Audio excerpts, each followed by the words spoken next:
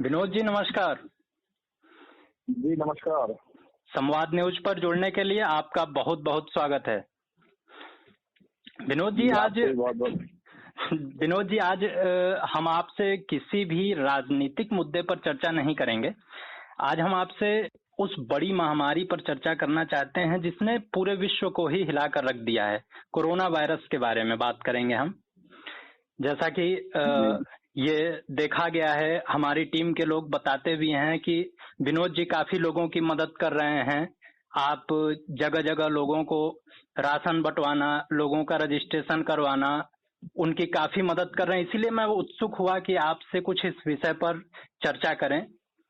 तो पहला सवाल मेरा आपसे ये है कि जैसे कि देश में इस समय कोरोना वायरस के चलते जो गंभीर हालात बने हैं, आपको क्या लगता है ये हालात कब तक सामान्य हो पाएंगे?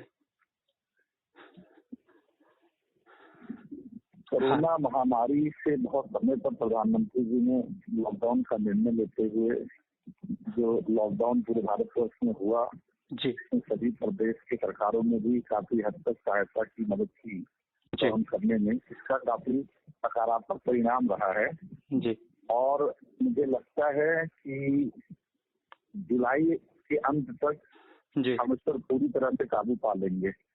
जी, मतलब जुलाई के अंत तक आपको ऐसा लगता है कि हम लोग जीत हासिल कर लेंगे। लेकिन एक एक सवाल और है विनोद जी हमारा कि जैसे ये कहा जा रहा है कि लॉकडाउन जल्दी ही खत्म हो जाएगा, या अभी अभी आपने भी बताया कि जुलाई तक हम लोग जीत हासिल कर सकते हैं। सबसे बड़ी बात यह है कि आपको ऐसा लगता है कि लॉकडाउन जब समाप्त हो जाएगा, एक तरह से कई क्षेत्र ऐसे हैं जो ग्रीन जोन में भी आ रहे हैं, तो उसके बाद ये हालात अब सामान्य ही रहेगा, या कोरोना के लिए कोई दवा, कोई ऐसा उपाय किया जाएगा जिसके माध्यम से हम लोग इसको मतलब नियंत्रित कर सकते हैं? आपको क्या लगता है? एक तो ये लॉकडाउन से और एक जो सोशल डिस्टेंसिंग का सिस्टम पूरे भारत को समझ में आ गया, पूरे भारतवासियों को कि सोशल डिस्टेंसिंग कैसे मेंटेन करके चलना है, जी, कैसे आपको जब भी किसी वस्तुओं को हाथ सैनिटाइज करना है। ये सब सारी चीज भारत वालों ने पिछले लगभग 40 दिनों में अपने जीवन में, दिनचर्या में इसको बना लिया है। जी, जी, और अगर इसको ही हम मेंटेन करते रहें आगे, जी, तो हम जल्दी से जल्दी ग्रीन जोन में आ जाएंगे। सोशल डिस्टेंसिंग, अनावश्यक घर से बाहर न निकलना, और किसी भी वस्तु को जब आप छूते हैं या किसी भी ऑब्जेक्ट को जब हम छूते हैं तो अपने हाथ को सैनिटाइज करते रह रहे हैं। हर लोग सैनिटाइज कर रहे हैं, साबुन से हाथ धो रहे हैं। तो ये 3 चीजें ही हमें सबसे ज्यादा बचाव कर सकती हैं। जी, जी। और इसके अलावा जैसे हमारे पुराने नुस्खे हैं कि हम लोग अपनी इम्यूनिटी बढ़ाने के लिए काढ़ा वगैरह पीते रहे, जो हमारे दादी जी के नुस्खे थे, जो हमारे पुराणों में नुस्खे लिखे हुए हैं, वो सारे नुस्खों को भी हम लोग आजमाते रहे, क्योंकि हमारे अंदर की जो इम्यूनिटी मजबूत होगी वही इस बीमारी से लड़ने में सबसे ज्यादा कारगर है आज के समय में। जी, जी। लेकिन सर एक चीज और देखने में आ रही है, अभी जैसा कि सरकार ने कुछ चीजों में छूट दे रखी है। अभी दिल्ली में देखिए मामला आ रहा है, शराब बिक्री के लिए छूट दे दी गई और लोगों की लंबी लाइन लग रही है, लोग भीड़ लगा के खड़े हैं, मतलब उनको शराब पहले दिख रही है, सोशल डिस्टेंस वो भूल गए हैं। तो ऐसे माहौल में मतलब क्या लगता है कैसे नियंत्रित कर पाएंगे, लोगों को कैसे समझाया जाएगा? प्रशासन भी अपनी तरफ से लगा है, लेकिन कुछ लोग हैं जो कि मानने को तैयार नहीं है, वो निकल ही रहे हैं बाहर। इस पे क्या कहना चाहेंगे? एक तो लोगों को एजुकेट करना बहुत जरूरी है जी, और दूसरा मैं तो यही कहूंगा कि लीकर के सेल से सरकारों को शायद फायदा हो, जिससे कि आगे इस बीमारी के रोकथाम में सरकारी कर्मचारियों की सैलरी देने में सरकारों को कुछ इनकम हो पाएगी, तो फिर उस व्यवस्था को होम डिलीवरी में कर सकते हैं, या कुछ ऐसी व्यवस्था लागू हो जिससे कि लोग अपने डिस्टेंसिंग को भी मेंटेन करें।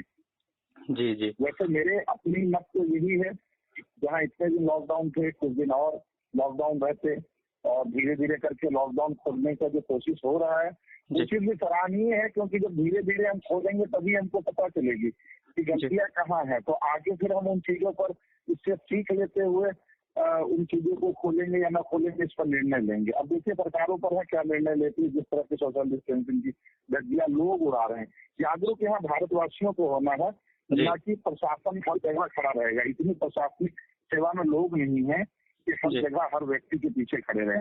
इसमें हम भारतवासियों को ही जागरूक करना पड़ेगा। जी अगर लाइन 200 लोगों की भी है, वो अगर 6 फुट 8 फुट की दूरियां बनाकर खड़े रहें तो सोशल डिस्टेंसिंग मेंटेन होती है। जिस चीज के लिए गए हैं वो लेकर के चले आए। जी जी सही बात है सर। एक प्रश्न और है, जैसा कि लॉकडाउन के दौरान ज्यादातर विधायक और सांसद जैसे जिम्मेदार लोग कोरोना वायरस के डर से लोगों की सेवा में कहीं भी नजर नहीं आ रहे हैं, लेकिन सर आप जरूरतमंदों की सेवा में लगातार जुटे हुए दिख रहे हैं। सर इस पे आप क्या कहना चाहेंगे, जो कि बेहद सराहनीय कार्य है आपका, आप इस पे क्या कहना चाहेंगे? देखिए, किसी को मदद करने के लिए शारीरिक रूप से होना बहुत आवश्यक नहीं होता है। जी मैं स्वयं भी इस समय कलकत्ता शहर में बच्चों को लेने आया था, यहाँ फंस गया हूँ। जी मैं यहाँ उपस्थित रहते हुए भी क्षेत्र में जो लोग, मेरी फोन चालू है 24 घंटे जी और 24 घंटे ही मैं कॉल लेता हूँ, चाहे रात को 1:30 बजे आए चाहे 2 बजे आए। जी जी लोगों के पास जहाँ अनाज नहीं है, जहाँ पैसे नहीं, यहीं से बैठकर सैकड़ों लोगों को, किसी को 1000, किसी को 2000 रुपये, जिसकी जैसी आवश्यकता रही है, जी किसी को 5000 रुपये, उसको लगाया हूँ। जहाँ उसको अनाज की आवश्यकता है, मेरी टीम है, मेरे परिवार के लोग गांव पर जो हैं वो लोग वहां तक पहुंचा रहे हैं लोगों तक अनाज। हर दिन इस लॉकडाउन में मैंने हरी सब्जियां गांव में पहुंचाई हैं, क्योंकि गांव वाले बाजार से दूर हैं। जी तो इसके लिए व्यक्ति का वहाँ होना आवश्यक नहीं होता, उसके मन में यह होना बहुत आवश्यक होता है कि उसे जनता की सेवा करनी है या नहीं करनी है। जी उसके जी मन का मनोभाव क्या है। मैं यहाँ रहते हुए सारे प्रदेश सरकारों से, उनके बड़े नोडल अफसरों से, उनके बड़े अधिकारियों से संपर्क करते हुए, चाहे वो पंजाब वाले हों, चाहे वो गुजरात वाले हों, चाहे वो महाराष्ट्र वाले हों, चाहे वो हरियाणा वाले हों, उनसे संपर्क करके जो भी लोगों के फॉर्म भरने की, रजिस्ट्रेशन करने की प्रक्रियाएं थी, ये सारा लोगों को गाइड करके, बहुत लोगों को फोन पर खुद स्वयं ही बात करके, बहुत लोगों का मैं अपने फोन, अपने लोगों के द्वारा, जो हमारे परिवार के बच्चे यहाँ पर हैं, बच्चे हैं, उनसे लैपटॉप लेकर के उनसे फिलअप करवा करके, इस तरह मैं उन लोगों के फॉर्म वगैरह फिलअप कराने की पूरी कोशिश कर रहा हूँ और अपना फेसबुक के माध्यम से उनको बता रहा हूँ कि क्या करना है, इनको जी कैसे जी फॉर्म फिलअप करना है, कहाँ जाए, किसके पास जाए, किस जी अधिकारी के पास जाए। जी तो इस तरह से सुविधाएं मैं उनको दे रहा हूँ। तो जी आपका मन होना चाहिए कि आप अपने लोगों के लिए कुछ करना चाहते हैं तो मन से ही किया जा सकता है। शारीरिक रूप से क्योंकि सोशल डिस्टेंसिंग हम लोगों को मेंटेन करना है, हमें भी अपने शरीर को ध्यान रखना है, दूसरों बिल्कुल को भी हमसे कोई बीमारी ना हो जाए, जी इसको भी ध्यान देना है। तो ऐसी चीजों को देखते हुए आपका मन होना चाहिए, आप अपने लोगों के प्रति, सेवा के प्रति जो है समर्पित होना चाहिए। जी विनोद जी, कोरोना से गरीबों और मजदूरों के रोजगारों पर, उनके रोजी रोटी पे बहुत बुरा असर पड़ा है। प्रदेश और केंद्र सरकार में सत्ताधारी पार्टी के आप भी नेता हैं, इस दिशा में अपनी सरकार तक उनकी आवाज कैसे पहुंचाना चाहेंगे? देखिए, प्रदेश सरकार या केंद्र सरकार ने बहुत पहले ही इस चीज को समझ लिया कि क्या तकलीफें आ रही हैं, क्या आएंगी। शुरुआती दौर में ही मनरेगा मजदूरों के खाते में पैसा गया, जो मजदूर डेली दिहाड़ी करते थे, जो लेबर डिपार्टमेंट में रजिस्ट्रेशन करा रखे थे, उनके खातों में पैसा गया। लोगों के लिए राशन की सुविधाएं सरकार ने खोल दी पूरी तरह से कि गरीब लोग जो अपने यहाँ, अभी भी आप देखिए, जो लोग उत्तर प्रदेश को वापस आएंगे, योगी जी ने 2 दिन पहले एबीपी न्यूज पे और फिर आज तक न्यूज पर कहा है कि उन लोगों का रजिस्ट्रेशन होगा, उनको भी जो है उनका कुछ ना कुछ मानदेय दिया जाएगा, घर पर रहकर भी उनको राशन की किट दी जाएगी और घर पर रहेंगे तो राशन और पैसे भी दिए जाएंगे। तो सरकार योजनाएं बना रही है और हम लोगों के पास भी सरकार ने यहाँ तक कि जिनके पास राशन कार्ड नहीं, उनको भी राशन देने की व्यवस्था कराई। जी ठीक है सर। लोग, मैं कई लोगों ने फोन किया कि मेरा रजिस्ट्रेशन नहीं है लेबर डिपार्टमेंट में, वो रोज के दिहाड़ी मजदूर हैं, कोई मिस्त्री का काम करता है, कोई बढ़ई का काम करता है। मैंने एसडीएम से बात करके और प्रधानों से बात करके उनकी लिस्ट बनवा करके एसडीएम बीडीओ के पास जमा करवा करके और उनका भी पंजीकरण करवाया, उनको भी पैसे मिले। जी इसमें सर काम कर रही है सरकार के सामने, जैसे समस्याएं आएंगी सरकार उनको दूर करेंगे। जी सर, ऐसे में ये भी देखा जा रहा है कि जो लोग महाराष्ट्र से, हरियाणा से वापस आ रहे हैं, अभी गोंडा में, मतलब उधर मध्य प्रदेश में एक घटना घट गई है, वहां से कई लोग आ रहे थे गाड़ी से और वो पलट गई, एक्सीडेंट हो गया, दुर्घटनाग्रस्त हो गया। तो ऐसे में मतलब कि सरकार क्या सुविधा मुहैया करा रही है, क्या क्या करना चाहिए सरकार को?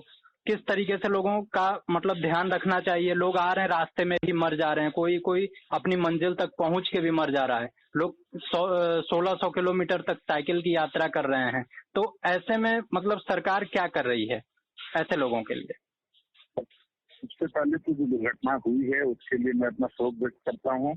और मुझे जानकारी मिली है कि लोगों को शायद शारीरिक क्षति नहीं पहुंची है, मतलब जान माल का नुकसान नहीं हुआ है, ऐसा मुझे सूचना मिली। मैं कंफर्म पूरी तरह से नहीं हूँ। वो घायल है, 20 लोग हैं घायल हैं सर। हाँ, घायल है जी, घायल है, उनका उपचार हो रहा है। अब देखिए, सड़क मार्ग से आना ही है लोगों का। घटना दुर्घटना तो पहले भी होती रही है, अभी भी होती है। ये दुर्घटना हुई है, दुर्भाग्यवश है। और सड़कों पे गाड़ियों की संख्या बहुत कम है। मैं लोगों को यही कहूंगा, गाड़ी धीरे चलाएं, जल्दीबाजी न करें घर पहुंचने की, आराम से चले, अपनी स्पीड में चले। और सरकार की जो भी लोग जो भी आ रहे हैं, उनका जो भी चाहे बीमार हो रहे हैं, उनकी बीमारी को लेकर के भी सरकार पूरी व्यवस्था कर रखी है अपने यहाँ। सरकार को ऐसा लगता है किसी एक्सीडेंट हो गई, घटना हो गई, सरकारी अस्पतालों में उनकी पूरी चिकित्सा व्यवस्था हो रही है। और आगे ये मसला अभी आया है तो मैं भी जो भी मेरे प्रदेश में जो भी मेरे नेताओं से या देश में राष्ट्र लेवल पर जिन नेताओं से मेरी परिचय है, उनसे मैं अपनी बातों को पहुंचाऊंगा उन तक। देखता हूँ आगे क्या निर्णय लेंगे, बट आशा है कि राज्य सरकार या केंद्र सरकार इस पर जो भी उत्तर प्रदेश वासियों के पक्ष में निर्णय होंगे वही लेंगे। जी सर, कुछ सवाल मैं गोंडा क्षेत्र से ही करना चाहूंगा। जैसा कि गोंडा क्षेत्र में 3 कोरोना पॉजिटिव मरीज मिले थे, हालांकि उनमें से एक ठीक होकर घर भी चला गया है। तो इस केस के बाद वहां पे सुरक्षा व्यवस्था के क्या पुख्ता इंतजाम किए गए हैं? इसलिए मैं इस समय बाहर फंसा, मेरी डीएम से बात भी हुई है।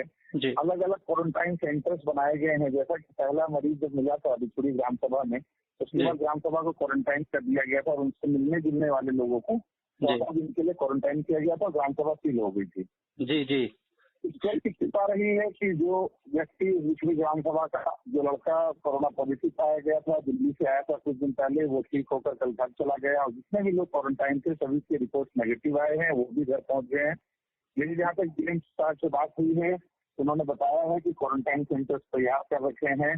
जो भी लोग आएंगे उनका पंजीकरण होंगे, उनकी मेडिकल जांच होगी। क्वारंटाइन सेंटर में 14 दिन रहेंगे। जिन लोगों के अंदर सिम्टम्स नहीं है, सेल्फ होम क्वारंटाइन भी बहुत लोगों को दिया जा सकता है। जी। और व्यवस्था सरकार की तरफ से पूरी चाक चौबंद, चाहे भोजन हो चाहे चिकित्सा हो, हर चीज की कर रखे हैं। जी जी। ऐसा डीएम ने आश्वासन दिया है, ऐसा प्रदेश सरकार से भी उन लोगों को इसी तरह का ही निर्देश भी मिला है। जी सर, आप संवाद न्यूज के माध्यम से गोंडा के क्षेत्रवासियों को आप क्या संदेश देना चाहेंगे अपनी तरफ से?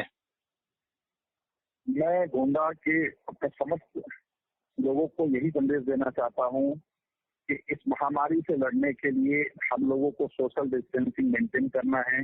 जी। हमें अनावश्यक घर से बाहर नहीं निकलना है। अगर हम आवश्यक चीजों को खरीदने बाजार जाते भी हैं तो हम जहाँ खड़े हों, हमारे अगल बगल खड़े होने वाले व्यक्ति को ये कहें कि हमसे आप 6 फुट की कम से कम दूरी पर आप खड़े रहें। जब आपका नंबर आएगा तब आप अपना सामान लेंगे। इस व्यवस्था को मेंटेन करने में सबको सहयोग करना चाहिए। और जो कोई भी साफ सफाई जैसा सैनिटाइजिंग, जैसे हाथ धोने की व्यवस्था है, उसको जरूर करना चाहिए। अनावश्यक घर से बाहर ना निकले। जी।